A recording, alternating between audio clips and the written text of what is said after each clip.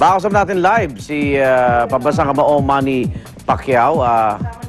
Kuya Lar Santiago. Kuya Lar? Yes, Igan, ngayon ikasama natin dito. Tingnan mo. Siyempre si Governor Vilma Santos at nagkakagulo na rito dahil nga napakaraming celebrities na nandito. Gov, thank you very much for accommodating us. Oh yes, of course. Naliligayahan ako dahil maraming tao rito ngayon sa isang napakahalaga at very meaningful na lakad na tinatawag naming Alay Lakad. Ito'y may kinalaman sa pagtulong sa mga out-of-school youth. Maraming salamat kay Congressman Manny Pacquiao for joining us, kay Ronnie Riquez, and of course my son sa napakagandang meeting ito. Thank you. Thank you, Congressman. Ayun. At Congressman, kasama mo ngayon si Governor V at talagang hindi mo binigo ang mga taga-Batangas dito sa kanilang Alay Lakad. Yes, isang karangalan ko na maimbitahan dito sa Alay Lakad sa Batangas, especially ito Honorable Governor, siyempre idol ko to. Idol ko to noon pa at hanggang ngayon. At siyempre kaibigan ko rin yung anak niya. So maraming salamat ko at first time ko dito sa Batangas City.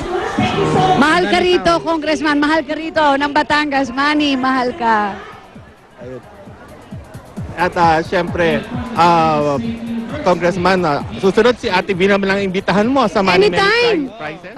susunod, imbitahan ko naman siya doon sa amin sa Sarangani. Basta't meron kayong affair dyan na napakahalaga, kailangan nyo po ako. Welcome naman ako anytime, Congressman, para pumunta sa Sarangani. Thank you, Gob. Magkakaroon ka rin ba ng ganitong activity sa Sarangani, katulad nitong ginagawa ni Governor V, at iimbitahan mo siya? Siguro mula ngayon magkakaroon na kami ng ganitong activity din doon sa amin para maimbitahan namin si Governor B. Anytime. Nagpapasalamat po ako sa lahat po ng sumusuporta dito po sa Batangas ng aming Alay Lakad. Sa pangalan po ng organization, ang admitiin po nito ay ang pagtulong sa mga out-of-school youth. Kaya sana po mas maraming mag-donate, mas mabuti. Igan, meron ka bang mga katanungan kay Congressman Manny at kay Governor V? Well, yung imbitasyon niya bukas, yung maghaharap sila ni El Dinamita sa Quirino Grandstand. Imbitahan mo sila, Congressman. Yes, Gob, bukas may press conference kami ni Juan Manuel Marquez sa Quirino Grandstand sa Lunita at doon din gaganapin yung Manny Mini Prizes. Yung show ko. So sana makapunta kayo, and then lahat ng mga taga Batangas, inimbitahan ko sila na pumunta roon dahil napakaraming tao na pupunta doon para suportahan ang bansang Pilipinas at karangalan nating lahat. Basta ang suporta namin kay Congressman Manny all the way, 120%. Manny Pacquiao. At tuwing laban ni Manny, nakatutok ka rin, Gov. Tuwing laban ni Manny, nakatutok ka rin. Die-hard ako, grabe. As in, die-hard. At nagpapalabas kami rito palagi pag may laban si Congressman Manny. At not only that, miski sa bahay namin pag nanonood ako, parang ako ikaw, sumusuntok din ako. Pag nasasaktan ka, nasasaktan din ako. Kasi alam ko, dala mo ang pangalan ng bansang Pilipinas. So, Thank you. all the way, nakasuporta kami sa iyo, Congressman. Si Lucky pumupunta doon eh. Alam ko, lagi siya may ticket. Bigay mo. Bigyan mo rin ako. Lilipad ako sa LA. Okay. Ayun. Possible naman kayang magkasama kayo sa pelikula? Kung gusto niya mag-produce.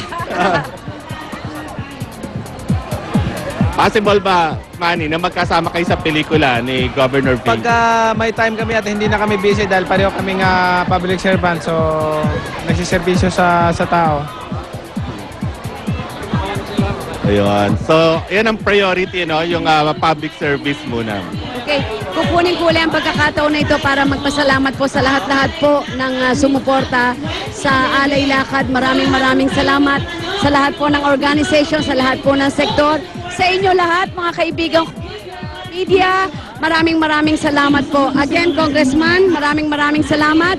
To Luis Manzano, maraming salamat. And Ronnie Riquez, thank you very much. Yan. Yeah. Maraming salamat din sa lahat ng mga nanonood niyan, lahat ng mga kapuso. Thank you. At sana bukas magkita-kita tayo sa Quirino Grandstand press conference namin ni Juan Manuel Marquez at doon din gaganapin ang Money Mini Prizes. Maaga pa lang po mag-umpisa ang show doon at napakaraming tao na support. Magkita-kita po tayo doon bukas. Maraming salamat po sa inyo lahat. Ayun. Okay. So, thank you very much. Congressman Manny, Governor V, thank you very much sa inyong lahat. So, mga kapuso, magbabalik po ang Unang Hirit! Thank you, Kuya Lar! Saya-saya sa unang hirit, unang hirit, unang hirit.